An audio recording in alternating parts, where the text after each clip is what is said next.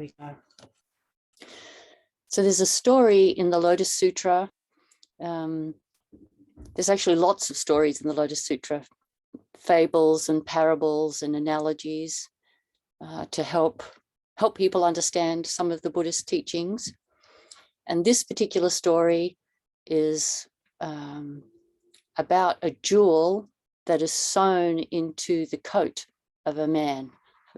Could be a woman, but in this, it just happens to be a man in this story.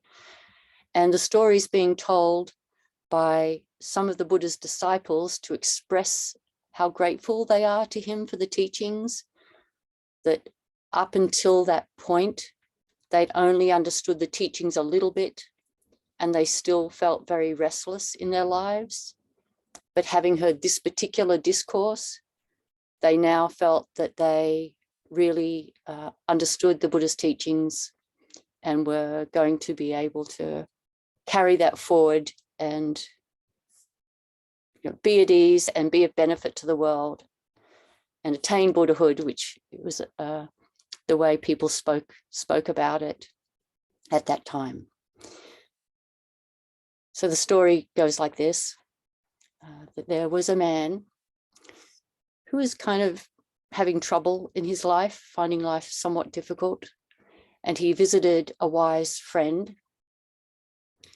And over the course of the evening, he drank too much wine and eventually just fell asleep. He drank too much wine.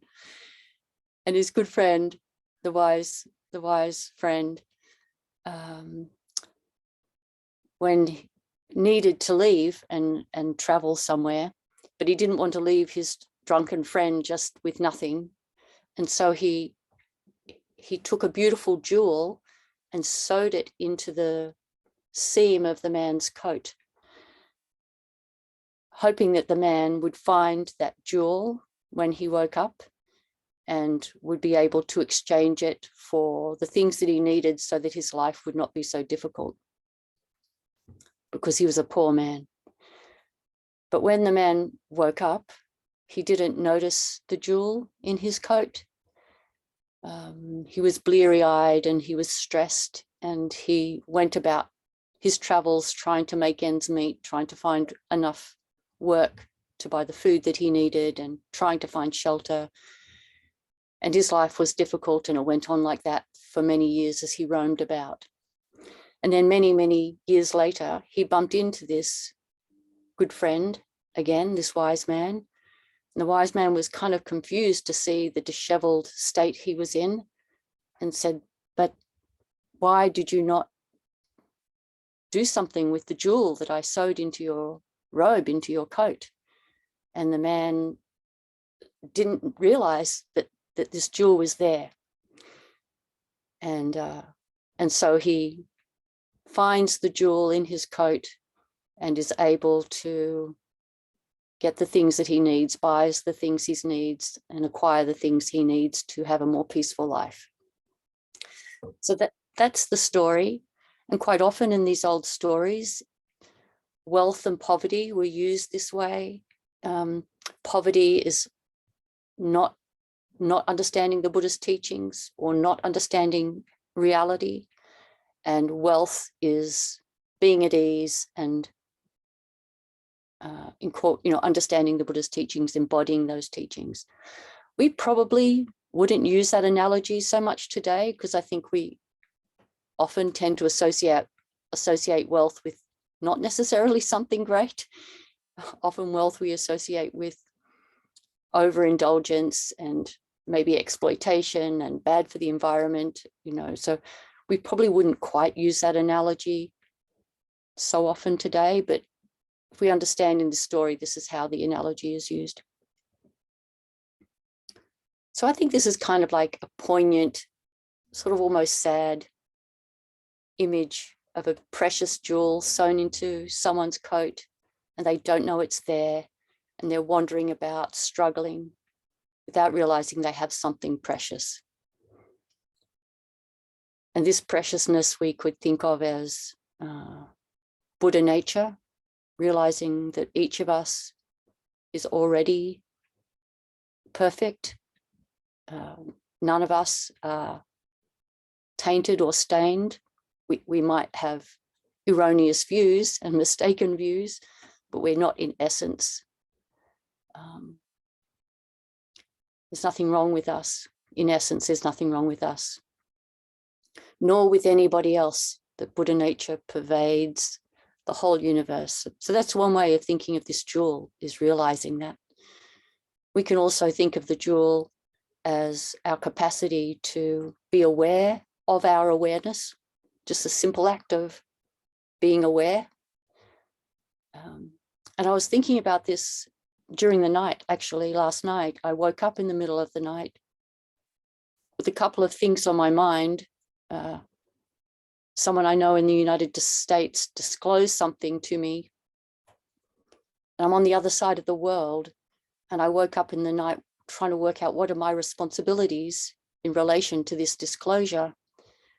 And I was kind of a little worried about what to do with this disclosure when I'm on the other side of the world.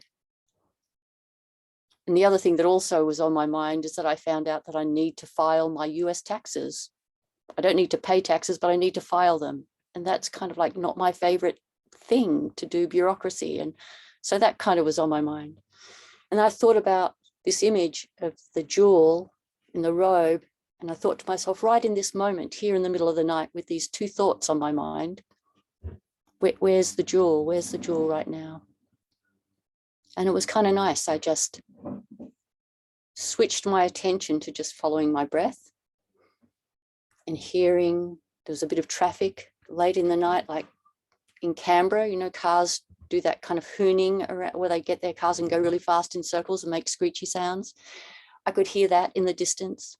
And then I could hear some sirens, probably heading towards that. And I just noticed that and noticed my breathing. And I thought about Buddha nature and how all of us is doing the best that we can do. And it just settled my whole system down and I fell back to sleep. You know? So the jewel, we can find this jewel anytime, like it's always there. We can think of it as always there, sewn into our robes or sewn into our coat, or really it's just in us. It's just us. It is actually us. And we can access it anytime. But it also does take some discipline to access. And I noticed that during the night. Part of my mind wanted to just keep on thinking over and over about this friend and about the taxes. Like in a way, it would have been easier for my mind to just keep doing that, but then I would have stayed awake for longer. So it did take a bit of mental discipline to go, you're a practitioner and you know what to do now. Breathe in. Breathe out. And so on. So it did take a little bit of work. And I think that's why we do Zazen. We encourage people to do Zazen every day, because doing it every day actually gives us that training, that mental training, to be able to first notice our thoughts and then steer our thoughts in ways that are more wholesome. So the jewel's right there, but sometimes it takes a little bit of work on our part to access the jewel that's always there. And I like in the story that the wise man didn't go up to his friend and show him where the jewel was. He just told him it's there. The man had to actually find it himself. In the same way that during the night, I needed to pay attention to my breathing. I had to make that decision to do that. I had to make that decision. Such a simple example, but this is what our lives are made up of usually, is just these things. And every now and then, you know, a really major thing, but more often than not, just simple things like how not to have insomnia, or how to respond to a friend who's got a trouble, got a difficulty. Yeah. There's a couple of other there's a couple of other stories that also have this image of preciousness being inside us. They're two of my favorite koans. I'll read one of them first. This is from the Blue Cliff record, Chi Men's Body of Wisdom. A monk asked Chi Men, "What is the body of wisdom?" Chi Men said, "An oyster swallowing the bright moon." The monk asked, "What is the function of wisdom?"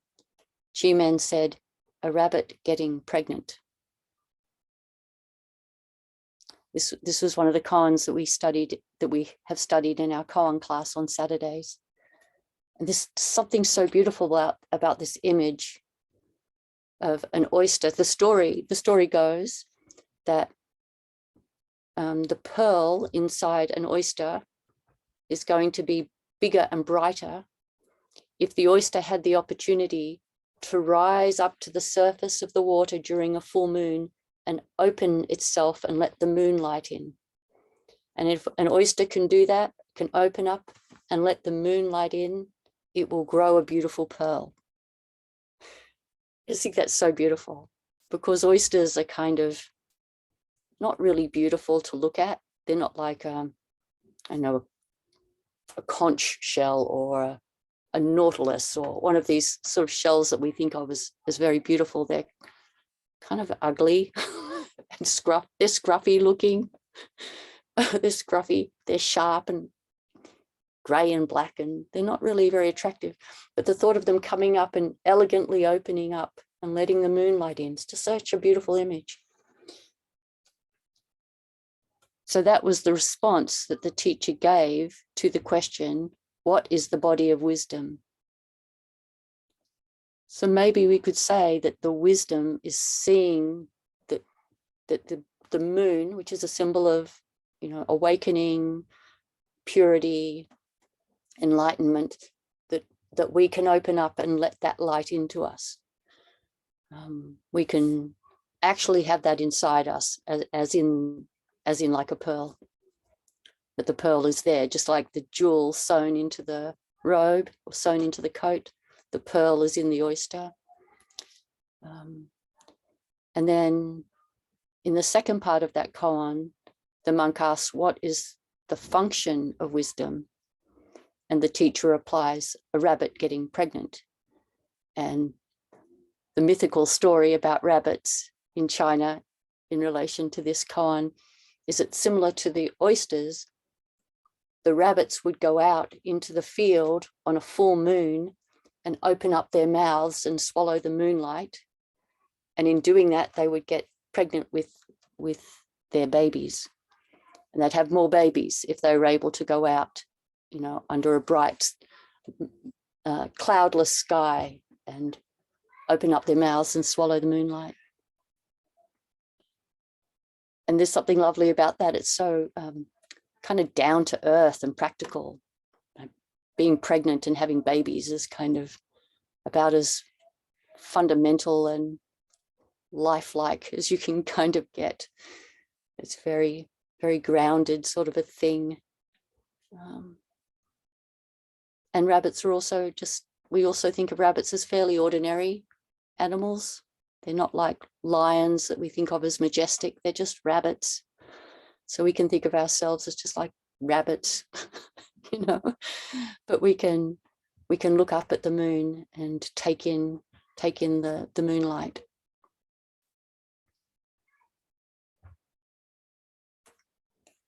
And there's another koan too. This is in the Gateless Barrier. Qing Shu's solitary and destitute. A monk said to Tao Shan, I am Qing Shu, solitary and destitute. Please give me alms. Tao Shan said, Venerable Shu. Qing Shu said, yes, sir. Tao Shan said, you have already drunk 3 cups of the finest wine in China, and still you say you have not moistened your lips. And this is another koan that I really love, because in the background to this koan, Venerable Shu is in a state of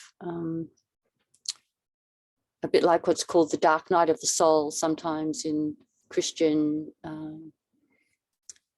contemplative practices, where you're practicing and you're really grappling with sort of existential questions about who am I and what is my purpose, and is there a God, and it can be sort of bleak and dark and hard, a hard period before often a kind of breakthrough, into a kind of realization. In Christianity, maybe it would be seen more as a faith, and for us, we talk about it more as awakening to the nature of things. So Venerable Shu is in that state, saying, I'm solitary and destitute. I'm at this sort of, feel like I'm on the edge of an abyss. And his teacher just calls out to him, just calls out his name, Venerable Shu. And he goes, yes. He says, you've already drunk 3 cups of the finest wine in China. Why do you say you haven't moistened your lips? It's already in you. It's just the yes of who you are. The Buddha nature pervades our whole being. It's right there. We just need to see it. We just need to find it. It's right there. And it reminded me of one of my students in the States. When we do our Zoom call, behind her, she has a poster on the wall that says, start with yes. And I think that's really nice. It doesn't say yes or always say yes. It says start with yes. And I like that. So as a starting point, whenever we engage with someone or with an event, can we just begin with a kind of receptivity, a general sort of a yes energy? We still might need to go like, actually, now that I'm hearing more about this, I think this is a bit of a no situation. We may definitely have to step back into, actually, no. But we could start with we'll start with yes and see where that takes us. I think that's a good approach to life in general. And we can take that, start with yes towards others and towards events, but we can do that kind of with ourselves. Even thinking about waking up in the middle of the night last night, I turned towards my practice. I started with yes. I turned towards my practice rather than, oh God, I don't know what to do about this thing in America. I don't know what to do about my taxes now. I could have just kind of like gone over and over like that, and that would have been really not interesting and not enjoyable and not helpful, because we don't tend to solve problems in the middle of the night very well. But just turning towards, sort of like turning towards ourselves, like this, sometimes we say turning the light of awareness around, turning towards ourselves and trusting in our sort of wisdom, trusting in our true nature. Our true nature is good. That's how I think about it. Our true nature is good. We can say yes. We can start with yes in relation to ourselves. When we're filled with self-doubt or confusion, we can start with yes.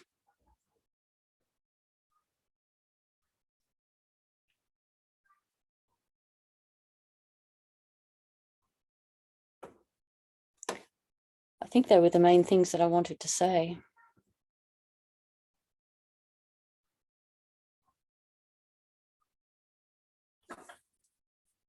Yeah. So it'd be nice to have a bit of conversation. I'll stop the recording and let's talk a little bit.